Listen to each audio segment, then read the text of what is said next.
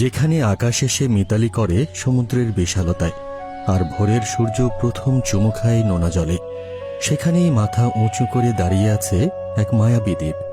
শত বছরের ইতিহাস আর ঐতিহ্যের সাক্ষী হয়ে থাকা এই জনপদ আমাদের সন্দ্বীপ।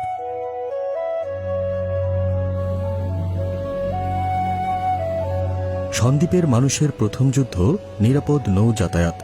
প্রতিদিন জীবন হাতে নিয়েই যাত্রা করতে হয় মূল ভূখণ্ডের দিকে।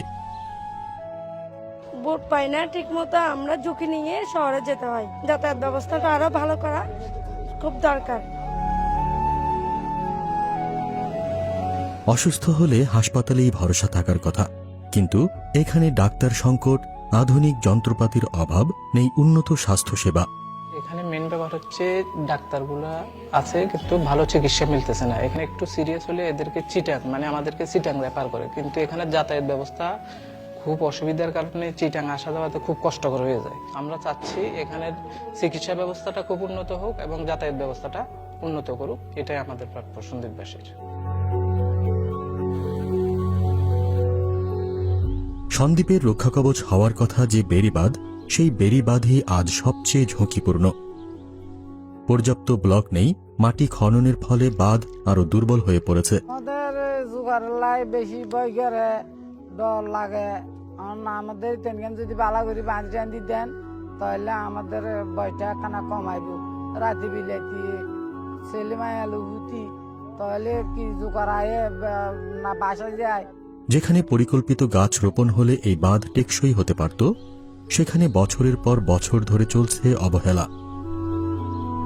উরিচ্চর সন্দ্বীপের সবচেয়ে অবহেলিত ও পিছিয়ে পড়া একটি ইউনিয়ন। এখানে নেই কোনো সরকারি বা বেসরকারি হাসপাতাল, নেই সরকারি বা বেসরকারি হাই স্কুল, এমনকি নেই পূর্ণাঙ্গ ইউনিয়ন পরিষদ কার্যালয়। নোনা পানির কারণে নষ্ট হচ্ছে ফসল, বিদ্যুৎ নেই। উন্নয়ন যেন এই ইউনিয়নকে ছুঁয়েই দেখেনি।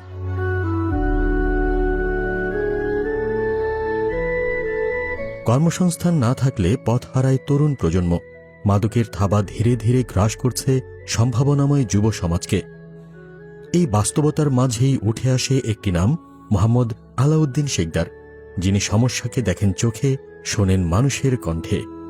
আমি চাই সন্দ্বীপের মানুষ নিরাপদ নৌ যাতায়াত পাক, স্বাস্থ্যসেবা কার্যকর এবং মানুষের নাগালের মধ্যেই মানুষ স্বাস্থ্যসেবা যাতে পায়। এরপরেই বেড়িবাঁধের টেকসই উন্নয়ন, উরিচ্ছরের উন্নয়ন হবে পরিকল্পিত। মাদকের হাত থেকে যুব সমাজকে রক্ষা করে তারা যাতে কর্মসংস্থান পায় সেই ব্যবস্থা আমরা করব ইনশাআল্লাহ।